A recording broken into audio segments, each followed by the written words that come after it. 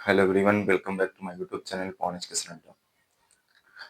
आप सभी लोगों को नए वर्ष की बहुत हार्दिक शुभकामनाएं।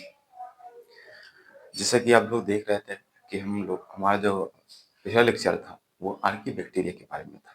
हमने आर्की बैक्टीरिया के बारे में बात की थी। आर्की बैक्टीरिया हमने बात की थी कि आर्की बैक्टीरिया में एक बार रिवाइंड करवा देते हैं, क्योंकि रिवाइंड करवा देना है, इससे आप लोगों को थोड़ा याद हो जाए कि हमने क्या बात की थी आर्की बैक्टीरिया के बारे में।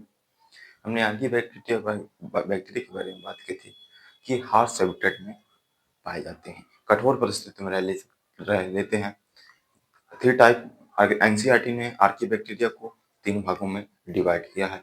पहला हो गया हेलोफिल्स, दूसरा हो गया एस्डो थर्मोएस्डोफिल्स और तीसरा हो गया आपका मेथनोजेंस।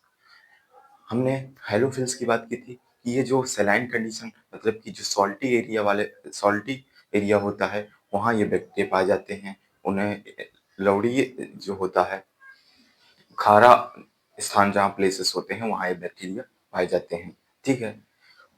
फिर बाद में हमने बात की थी थर्मोस्टोफिल्स, जहाँ पे ये अत्यधिक टेम्परेचर, तापमान जहाँ पे ज्यादा होता है, वहाँ पे थर्मोस्टोफिल्स बैक्टीरिया पाए जाते हैं। अत्यधिक कुछ तो 100 डिग्री सेल्सियस के ऊपर टेम्परेचर में बैक्टीरिया पाए जाते हैं। तीसरी हमने बात की थी मेथनोजेंस। मेथनोजेंस की अगर बात की जाए तो मेथनोजेंस जो होते हैं वो आपके जो रूमिनेंट एनिमल्स होते हैं, जैसे काऊ हो गया, बफेलो हो गया, उनके गट में पाए जाते हैं, हमने बात की थी। और ये CH4 मीथेन गैस, जिसे हम बायोगैस भी बोलते हैं, हिंदी में गोबर गैस भी बोलते हैं, के प्रोडक्शन में हेल्प करते हैं। हम ये बात कर लिए थे। ठीक है। और हमने बात की थी कि इनकी जो सेल वॉल होती है, सेल वॉल की बात की जाए तो इनकी cell wall polysaccharide and glycoprotein की बनी होती है। इनकी सेल वॉल पेप्टाइडोग्लाइकन की नहीं बनी होती है। इनकी cell wall polysaccharide and glycoprotein की बनी होती है, जो कि इनको एक्सट्रीम कंडीशन में, बहुत मुश्किल अवस्थाओं में, जहां अन्य ऑर्गेनिज्म बड़ी मुश्किल से जीवित रह पाते हैं, वहां उनको जीवित रहने में हेल्प करती है इनकी सेल वॉल। ठीक है। और हमने बात की थी कि ये जो इनके बॉडी ऑर्गेनाइजेशन की अगर बात की जाए तो ये यूनिसेलुलर होते हैं। जैसा कि मैंने एक ही पहला लेक्चर, सबसे पहले बायोलॉजिकल क्लासिफिकेशन का जो हमारा फर्स्ट लेक्चर था, उसमें ही मैंने 5 कैरेक्टरिस्टिक आपको बता दिए थे। ठीक है। इसमें बॉडी ऑर्गेनाइजेशन यूनिसेलुलर होते हैं। ठीक है। प्रोकैरियोट्स होते हैं, मतलब वेल डिफाइंड न्यूक्लियस नहीं होता है। ठीक है। और पूरे ऑर्गेनल्स प्रेजेंट नहीं होते हैं, कुछ ही ऑर्गेनल्स प्रेजेंट होते हैं, इसलिए प्रोकैरियोटिक्स होते हैं। हमने आज की बैक्टीरिया के बारे में बात कर ली है। आज हमको बात करना था यू बैक्टीरिया के बारे में। यू बैक्टीरिया क्या है? यू बैक्टीरिया तो चलिए देखते हैं। अगर यू बैक्टीरिया की बात की जाए तो यू बैक्टीरिया को ट्यूब बैक्टीरिया बोलते हैं। हमने बात की थी कि जो आर्की बैक्टीरिया होता है वो एंशिएंट बैक्टीरिया होता है, प्रिमिटिव बैक्टीरिया होता है, पुराना बैक्टीरिया है आर्की बैक्टीरिया। यू बैक्टीरिया की बात की जाती है, मॉडर्न बैक्टीरिया है, नया बैक्टीरिया है। ठीक है। और यू बैक्टीरिया की अगर बात की जाए तो यू बैक्टीरिया जो होता है, इसमें रिजिड सेल वॉल प्रेजेंट होती है, सेल वॉल, कठोर सेल वॉल प्रेजेंट होती है। ठीक है। और इसमें फ्लैजिला प्रेजेंट होते हैं। फ्लैजिला मूवमेंट के लिए, मोटाइल, जिसे मोटाइल लिखा है, मूवमेंट के लिए, मतलब चलने फिरने के लिए इसमें फ्लैजिला हिंदी में बड़े कसाविका प्रेजेंट होते हैं, फ्लैजिला प्रेजेंट होते हैं, जिससे ये अपना मूवमेंट करते हैं। ठीक है। और अगर बात की जाए, इसमें आता है साइनोबैक्टीरिया। साइनोबैक्टीरिया में क्लोरोफिल ए पाया जाता है, जो कि पिगमेंट होता है, जो कि ग्रीन प्लांट्स में भी क्लोरोफिल ए पाया जाता है। ठीक है। साइनोबैक्टीरिया फोटोसिंथेटिक ऑटोट्रॉफ्स होते हैं, जैसा कि आप लोगों को पता ही होगा, एनसीईआरटी में दिया है कि साइनोबैक्टीरिया फोटोसिंथेटिक ऑटोट्रॉफ होते हैं, मतलब कि लाइट के प्रेजेंस में अपना फूड प्रिपेयर करते हैं। ठीक है। अगर देखा जाए यू बैक्टीरिया की बात की जाए तो यू बैक्टीरिया में ऑटोट्रॉफ्स भी आते हैं, सोपोसी भी आते हैं, हेटरोट्रॉफ्स भी आते हैं, परपोसी भी आते हैं। ठीक है। साइनोबैक्टीरिया जो होता है यूनिसेलुलर होता है। बॉडी ऑर्गेनाइजेशन की अगर बात की जाए तो एक कोशिकीय होता है, और ये कॉलोनियल होता है। एक कॉलोनिज्म होते हैं, एक तरह से इनकी कॉलोनी होती है, कॉलोनी में होता है। ठीक है। फिलामेंटस होता है, पतला होता है, धागेनुमा होता है, इसलिए इसे फिलामेंटस बोल सकते हैं। फ्रेश एंड मरीन एनवायरनमेंट में मिल सकता है, फ्रेश वाटर और मरीन एनवायरनमेंट, मरीन, फ्रेश और मरीन दोनों में आपका ये फ्रेश वाटर और मरीन एनवायरनमेंट का मतलब क्या है? फ्रेश वाटर, मरीन वाटर से मतलब क्या है, पहले आपको ये समझा देते हैं कि फ्रेश और मरीन। फ्रेश गंदा या स्वच्छ से मतलब नहीं है।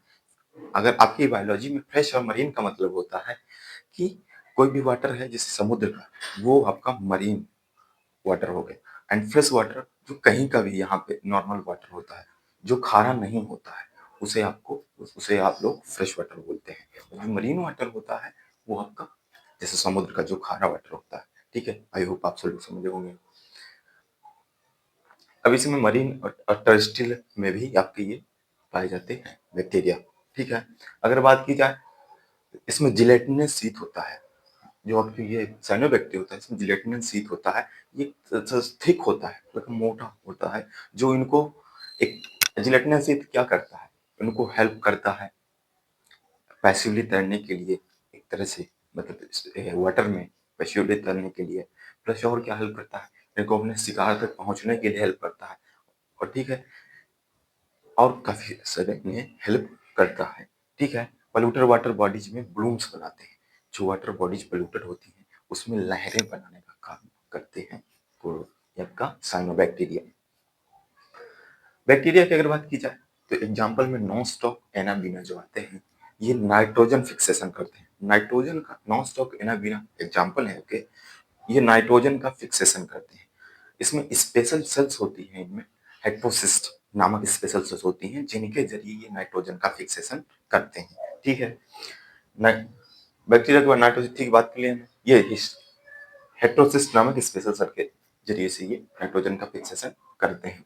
अगर बात की जाए, और बात की जाए कीमोसिंथेटिक ऑटोट्रोफ्स की बात की जाए, जो केमिकल के प्रेजेंस में अपना फूड बनाते हैं, ठीक, उन्हें कीमोसिंथेटिक ऑटोट्रोफ बोल सकते हैं। इनऑर्गेनिक सब्सटेंस केमिकल के प्रेजेंस में इनऑर्गेनिक सब्सटेंस की उपस्थिति में अपना फूड बनाते हैं, उन्हें कीमोसिंथेटिक ऑटोट्रोफ बोल सकते हैं। इनऑर्गेनिक सब्सटेंस क्या क्या हो सकता है, उसमें नाइट्रोजन हो सकता है, ये आपके नाइट्रेट्स हो गए, नाइट्राइट्स हो सकता है, अमोनिया हो सकता है, ऑक्साइड्स हो सकता है। और एनर्जी में इनसे आप इन इनसे अपना फूड बनाते हैं, इनसे एनर्जी लेते हैं और एटीपी के रूप में उसे यूज करते हैं। ये आपके बैक्टीरिया, ये बैक्टीरिया। ठीक है, और ये क्या कार्य करते हैं, यू बैक्टीरिया। यू बैक्टीरिया की और बात की जाए तो ये फास्फोरस, आयरन और सल्फर और फास्फोरस हो गया, नाइट्रोजन हो गया, सल्फर हो गया, आयरन हो गया, इनकी न्यूट्रिएंट साइकिल होती है, उसमें हेल्प करते हैं न्यूट्रिएंट साइकिल को वर्क करने में। और देखा जाएगा तो ये मोस्टली जो बैक्टीरिया होते हैं ये हेटरोटॉपिक होते हैं। बहुत अधिक जो होते हैं मोस्टली हेटरोटॉपिक होते हैं, वो परपोषी होते हैं। उनमें भी कौन से होते हैं, इंपॉर्टेंट डीकम्पोजर, महत्वपूर्ण अपघटन करता। ठीक है, जैसे कुछ इंपॉर्टेंट बैक्टीरिया की बात की जाए अगर, जो मिल्क से कर्ड बनाते हैं, लैक्टोबैसिलस बेसिलाई, आपने सुना होगा बैक्टीरिया के बारे में, मिल्क से कर्ड बनाता है। एंटीबायोटिक प्रोडक्शन का एंटीबायोटिक बनाने में भी आपके बैक्टीरिया यूज होते हैं। एंटीबायोटिक का उपयोग करने के लिए और उसके प्रोडक्शन करने के लिए आपके बैक्टीरिया यूज होते हैं, ये बैक्टीरिया। ठीक है, लेग्यूम रूट्स में नाइट्रोजन, लेग्यूम जो रूट्स होती हैं और इसमें नाइट्रोजन फिक्सेशन के लिए ये बैक्टीरिया इंपॉर्टेंट होते हैं। अब इनके पैथोजेनिक है, ये मतलब बीमारी भी कॉज करते हैं। बीमारी कॉज करने वाले बैक्टीरिया कौन कौन से होते हैं, बीमारी कॉज जो करते हैं, जैसे ह्यूमन में, क्रॉप्स में, मानव में आपके बीमारी कॉज करते हैं पैथोजेनिक बैक्टीरिया होते हैं। क्रॉप्स में, फार्म एनिमल्स में और क्लोरे। अब देखिए ह्यूमन में, मानव में, क्रॉप्स फसलों में, जो आपकी ये फसलें होती हैं उनमें बीमारी कॉज करते हैं, बीमारी करते हैं। फार्म एनिमल्स जैसे आपकी जो आपके पालतू पशु होते हैं उनमें भी आपके ये बीमारी कॉज करते हैं। पेट्स में आपके जो डॉग्स होते हैं जिन्हें आप पालते हैं उन्हें पेट्स बोलते हैं, उनमें भी आपकी ये बीमारी कॉज करते हैं। ठीक है, डिजीज कॉज करते हैं, इसमें कोलेरा हो गया, ये जो आपकी बैक्टीरिया कांड डिजीज होती है, कोलेरा करते हैं ह्यूमन में, टाइफाइड करते हैं ह्यूमन में, टिटनेस करते हैं। और सेप्टस कैंकर, ये सेप्टस कैंकर जो होता है ये प्लांट में डिजीज होती है, प्लांट्स जैसे क्रॉप्स वगैरह में ये सेप्टस कैंकर डिजीज करते हैं आपके bacteria. Cholera, typhoid and cholera हो गया, टाइफाइड हो गया, टिटनेस हो गया, ये ह्यूमंस में डिजीज कॉज करते हैं बैक्टीरिया। ये हमने बात कर ली है। ठीक है, आगे बात करते हैं रिप्रोडक्शन, बैक्टीरिया की रिप्रोडक्शन की बात करते हैं कि बैक्टीरिया रिप्रोडक्शन कैसे करता है। रिप्रोडक्शन की बात की जाए बैक्टीरिया रिप्रोडक्शन मेनली फिजन के द्वारा करता है। तो जैसे ये टुकड़ा है ना, ऐसे टूट के नए बन जाते हैं, ठीक है। अनफेवरेबल कंडीशन, अनफेवरेबल कंडीशन में ये स्पोर्ट्स के जरिए अपना रिप्रोडक्शन करता है, अपना जनन स्पोर्ट्स के जरिए करता है अनफेवरेबल कंडीशन में। सेक्सुअल रिप्रोडक्शन की बात की जाए, इसमें प्रिमेटिव टाइप के डीएनए का ट्रांसफर एक से दूसरे बैक्टीरिया में हो जाता है और इसके जरिए आपका सेक्सुअल रिप्रोडक्शन होता है। अब बात कीजिए लास्ट में आपके यूबैक्टीरियम माइकोप्लाज्मा आता है। माइकोप्लाज्मा की बात की जाए, सेल वॉल इसमें एब्सेंट होता है, इसमें कोशिका व्यक्ति नहीं पाई जाती है और स्मॉलेस्ट लिविंग सेल होती है या माइकोप्लाज्मा जो होती है, स्मॉलेस्ट लिविंग सबसे छोटी सेल होती है, ठीक है। सर्वाइव विदाउट ऑक्सीजन, ये बिना ऑक्सीजन के सर्वाइव कर सकती है। और अगर देखा जाए इसे तो मोस्टली माइकोप्लाज्मा पैथोजेनिक होती हैं। ज्यादातर माइकोप्लाज्मा जो होती है वो डिजीज कॉज करती हैं एनिमल्स और प्लांट में, एनिमल और प्लांट के लिए पैथोजेनिक होती है, ठीक है। तो माइकोप्लाज्मा की अगर बात की जाए तो ये सेल वॉल इसमें एब्सेंट होता है, सेल स्मॉलेस्ट लिविंग सेल होती है, सर्वाइव विदाउट ऑक्सीजन, बिना ऑक्सीजन के ये जीवित रह सकती है।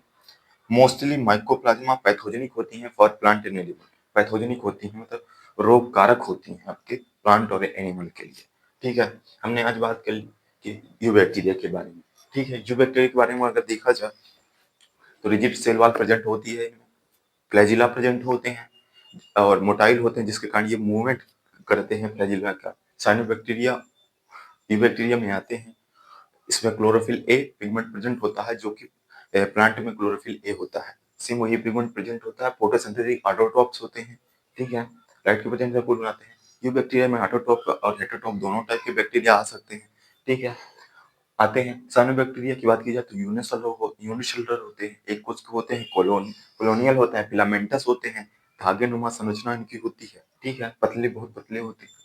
फ्रेश और मरीन एनवायरनमेंट में मिल सकते हैं, फ्रेश एनवायरनमेंट में भी, मरीन में भी और टेरेस्ट्रियल में भी मिल सकते हैं आपके, ठीक है। कॉलोनीज में होते हैं, कॉलोनी में एक तरह से ये कॉलोनी में होते हैं, काफी सारे होते हैं। जिलेटिन शीथ इनमें पाई जाती है जो कि इनको फूड फूड कैप्चरिंग में हेल्प करती है, ठीक है, और अपने प्रोटेक्शन में भी बहुत हेल्प करती है आपकी जिलेटिन शीथ इनकी जो होती है। पॉल्यूटेड वाटर बॉडी में ब्लूम्स बनाते हैं ये आपके साइनोबैक्टीरिया, ठीक है, जो वाटर बॉडी जैसे पॉन्ड्स वगैरह हो गया उसमें ब्लूम्स बनाते हैं, ठीक है। बैक्टीरिया ये ब्लू ग्रीन एल्गी इसलिए नहीं बोलते हैं क्योंकि ये ग्रीन कलर के होते हैं, ठीक है। और देखिए ये एल्गी नहीं है, ये एक तरह की बैक्टीरिया है ब्लू ग्रीन एल्गी, क्योंकि और इनका जो कलर होता है ग्रीन कलर का होता है, ठीक है, इसलिए ब्लू ग्रीन एल्गी बोलते हैं। बैक्टीरिया नॉक्सोकेनाबिना जैसे कि आपको नाइट्रोजन फिक्सेशन में भी हेल्प करते हैं। हमने बात कर ली कीमोसिंथेसिस की, बात कर ली कि इनऑर्गेनिक सब्सटेंस के प्रेजेंस में अपना फूड बनाते हैं। इनऑर्गेनिक सब्सटेंस नाइट्रेट्स नाइट्राइट्स और आपका अमोनिया हो गया को ऑक्सीडाइज करके और उस जो एनर्जी प्राप्त होती है एटीपी के रूप में अपने एनर्जी प्राप्त करते हैं, ठीक है। इसमें फास्फोरस, नाइट्रोजन, फास्फोरस, सल्फर और न्यूट्रिएंट्स।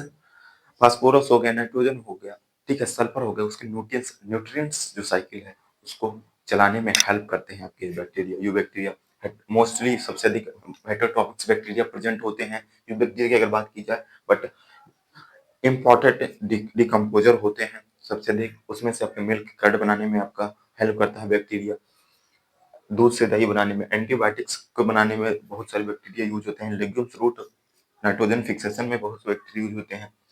बैक्टीरिया रोग कारक होते थे। पैथोजेनिक बैक्टीरिया की बात की जाए, ह्यूमन क्रोप्स फॉर्म एनिमल्स जो होते हैं पैथोजेनिक होते हैं और डिजीज कॉज करते हैं। कोलेरा, टाइफाइड, टिटनेस और सेप्टस कैंकर। कोलेरा, टाइफाइड और टिटनेस ये आपके एनिमल्स में डिजीज कॉज करते हैं और सेप्टस कैंकर जो होता है वो आपके प्लांट में डिजीज कॉज करते हैं। थैंक यू सो मच, मिलते हैं नेक्स्ट वीडियो में। नेक्स्ट वीडियो हमारा जो होगा वो होगा प्रोटिस्टा, ठीक है।